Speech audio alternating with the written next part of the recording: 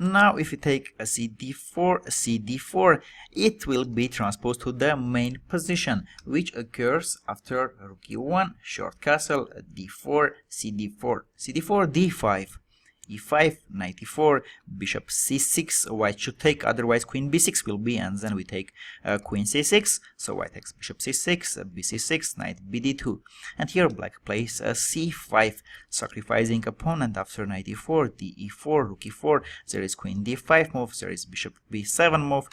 Black has compensation, but most of the lines are very drawish. Instead of that, after knight bd2, instead of taking cd4, I am going to offer you bishop f5 move. Bishop f5 protecting the e4 knight.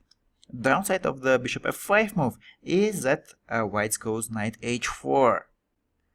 White wants to take knight f5, and after gf5, our king on g8 will become weak. Now it looks like we should go bishop e6 back, but instead of that, we have here a very cool move, e6.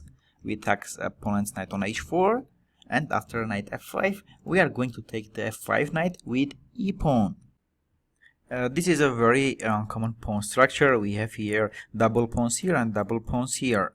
c6 and c5 double pawns, it's very easy, it will be solved. We'll somewhere take cd4 and c5, or c4, next move go c5 and change it. So we have here double pawns on f7 and f5, but the thing is that f5 pawn is very important. So f5 and d5 pawn is supporting our very strong knight on e4.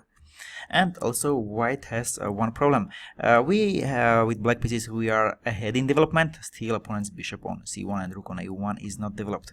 But here the biggest problem of white is that they have dark square bishop, while all their central pawns are also placed on dark squares, while we have here dark square bishop, while our pawns here are on light square. We have just one pawn which is on dark square, but it will be changed, or it will stay on a c4.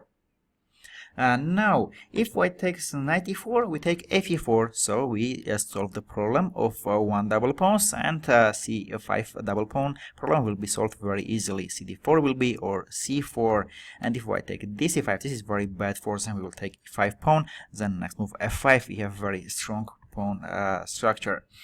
After knight f5, ef5, if white take dc5 here, the pawn, here we can take knight c5, but also we can take bishop e5 and leave this c5 pawn as a weakness. It will be very easily attacked by us. And if white try here to go f3 and try to one of these pieces, here their king on g1 becomes very weak. So here we go queen h4, the king h2 pawn, and after f e4, queen h2, king f1, we can take here f e4 and then some f5, f4, f3 ideas. But d4 it's even faster. d4 opening d line, and then rook d8, rook d3, another rook can join the attack. So all our pieces will attack this poor king on f1, and also we have here two pawns for peace. So here we are winning. After knight f5, ef5, white has here two moves, f3, trying to change the knights, and knight b3, which I am going to show you how to answer on each of them.